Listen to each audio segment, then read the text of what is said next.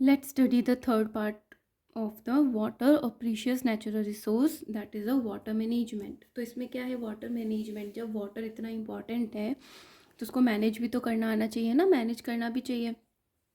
Every year 22 March is celebrated as a world water day. हर साल 22 जो मार्च आती है तब हम वर्ल्ड वाटर डे को सेलिब्रेट करते हैं। We celebrate this day to attract everybody attention towards the importance of conserving water. और हम इसलिए सेलिब्रेट करते हैं ताकि सबको अटेंशन, इस साल में एक बार याद आना चाहिए कि क्या इम्पोर्टेंस है कि हम वाटर को कंजर्व करके रखें, ठीक है, नहीं तो लोग भूल जाते हैं।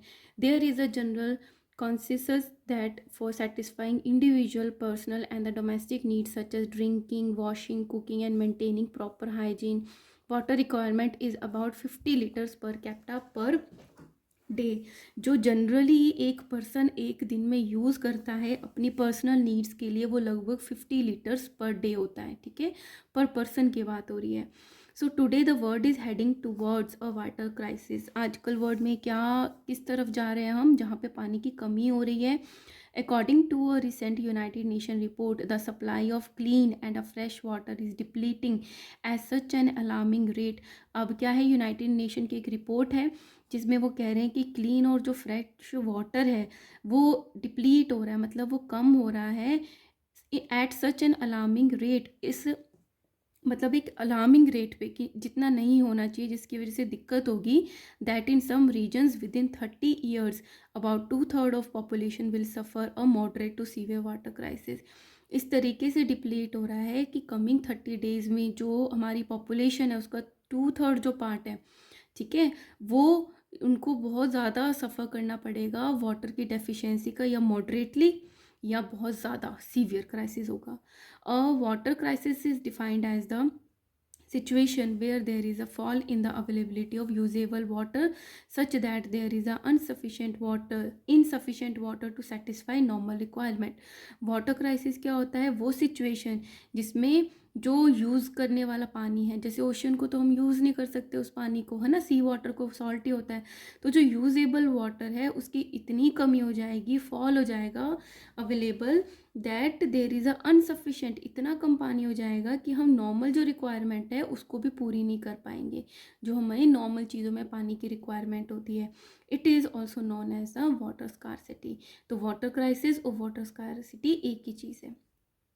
We often face water scarcity during the summer season. लोग जो हैं लगभग हर समर में कुछ कहीं ना कहीं वाटर की स्कार्सिटी को फील करते हैं।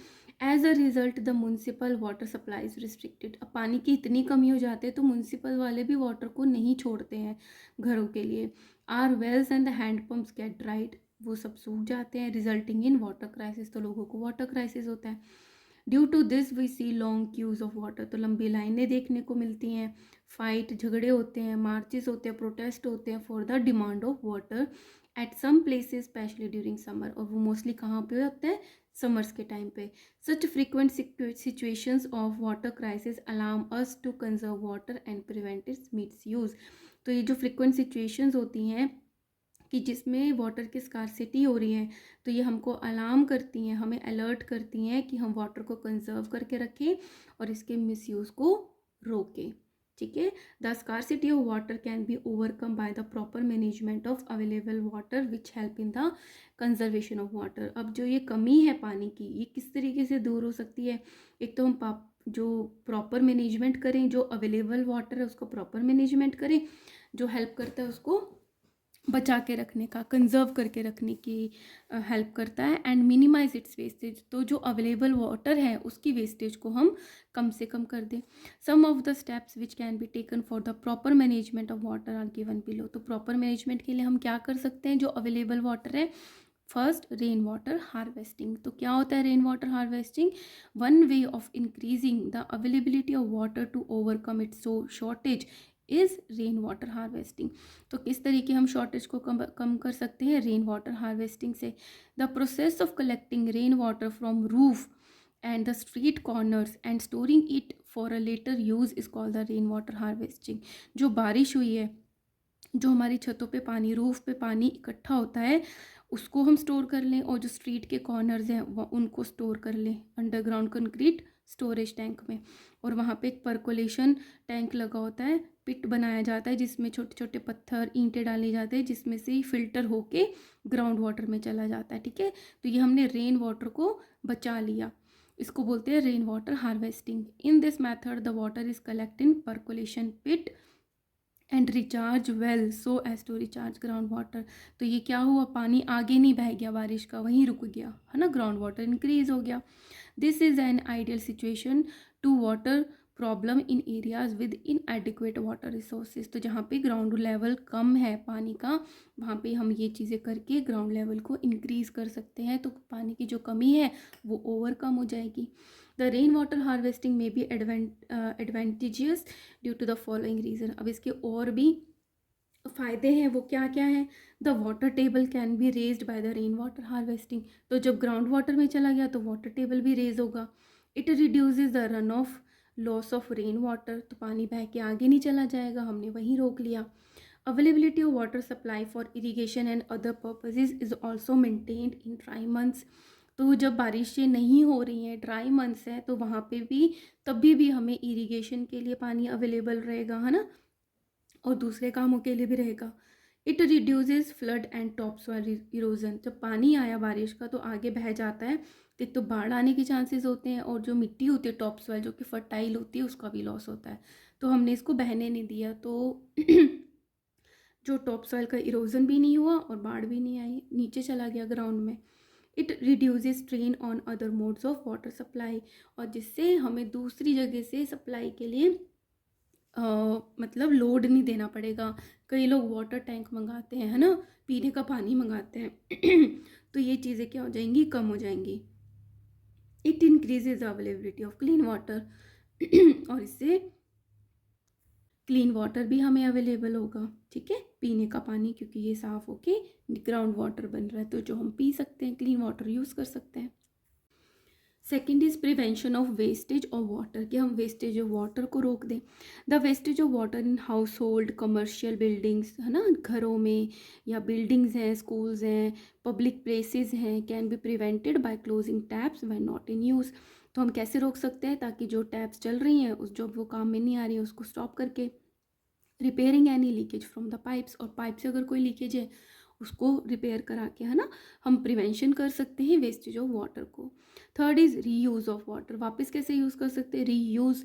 The treated waste water can be use for watering lawns and gardens. तो मैंने वेस्ट वाटर स्टोरी में आपको बताया है कि किस तरीके से इवन जो सीवेज का पानी है उसको भी हम यूज़ करते हैं, रीयूज़ करते हैं।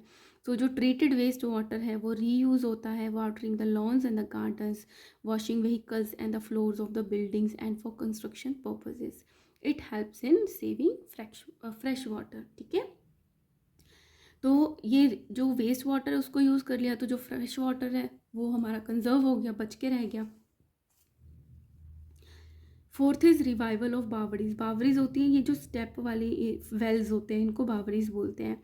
At many places in India we have an age old practice of water storage and the water recharge system like the बावरीज।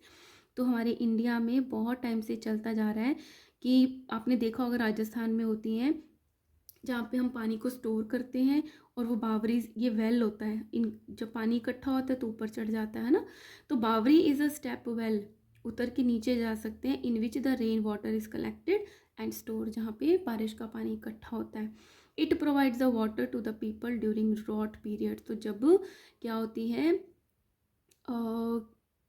जब बहुत पानी की कमी हो जाती है, सूखा होता है, तब जो है ये पानी लोग इसको यूज़ कर सकते हैं। Due to the acute water shortage faced by the people in some places the baoris are being renovated and revived.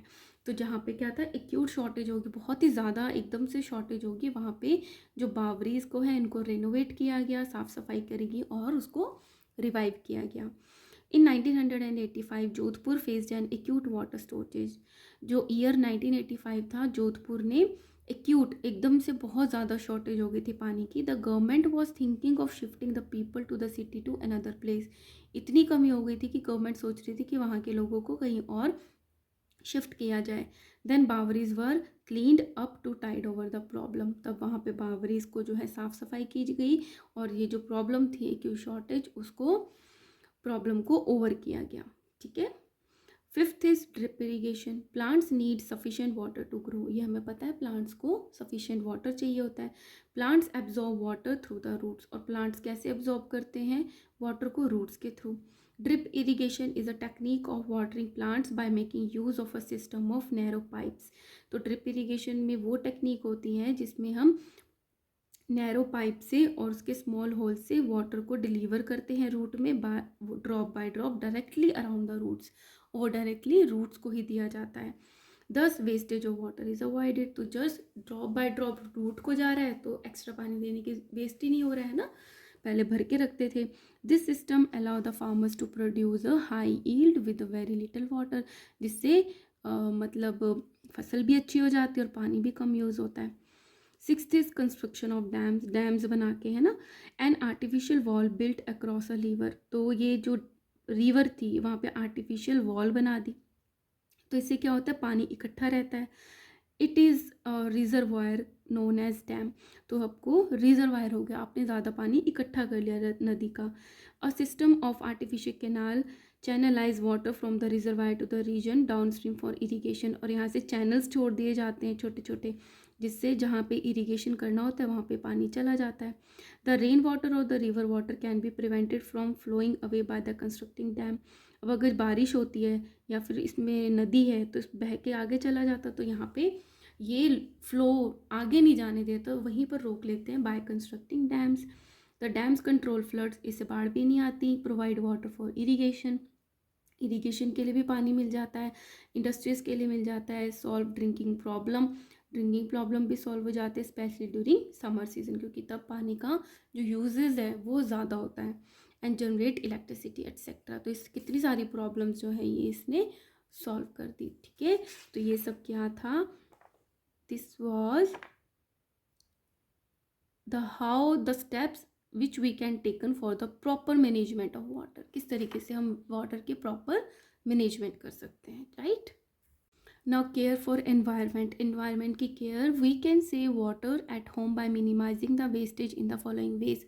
Even हम घर पे भी पानी के वेस्टेज को रोक सकते हैं, कम कर सकते हैं। How? Do not keep the tap open while brushing teeth, washing hands और क्लीनिंग यूटेंसिल्स। तो जब हम ये सब काम कर रहे हैं तब टैप को ओपन ही ना रखो continuously. Collect rain water in drums and use it for the water the plants. जब बारिश हो रही है तो ड्रम्स में पानी इकट्ठा कर लो और प्लांट्स को दे दो। Use a bucket and a mug instead of using a shower for a breath. नहाने के लिए बकेट और मग का यूज़ करो, शावर नहीं यूज़ करो। Get leaking pipeline and leaking water taps repaired. अगर कोई पाइपलाइन लीक हो रही है या टैप्स लीक हो रहे हैं उसको रिपेयर करो। Clean your vehicle with a wet cloth instead of washing with running water. Wet cloth से अपना व्हीकल क्लीन करो, ना कि पाइप से, रनिंग वाटर से। मोप the floor instead of washing with a running water. पोछा लगाओ, पानी से मत धो directly. Use water left in your bottle for watering the plants और क्लीनिंग द व्हीकल। तो जो पानी आपकी बॉटल में बच गया है पीने के बाद, या तो उसको प्लांट्स में डाल दो या व्हीकल्स को क्लीन कर लो। Do not throw it. उसको थ्रो नहीं करो क्योंकि वो कैसा है, ग्राउंड वाटर है, क्लीन वाटर है। Do not hose down your driveway और the sidewalk. Use a broom to clean leaves and the debris from these areas.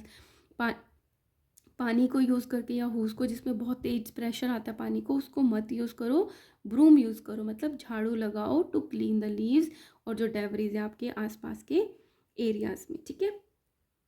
Some inspire initiative. The 100 check dams were constructed in Jhabua district of Madhya Pradesh, which has increased food production by about 40% in the past 5 years. Madhya Pradesh के जो झबुआ है वहाँ पे 1000 dams बनाए गए, जिससे कि क्या हो गया, पानी का रिजर्वायर हो गया, इरिगेशन अच्छी हो गई, तो जो फूड प्रोडक्शन है 5 साल में लगभग 40% तक इंक्रीज हो गया। The Surhastra Lok Manch of the drought hit district of the Rajkot initiated the project of rooftop rainwater harvesting and recharging of the wells and has been successful in preventing drying up wells.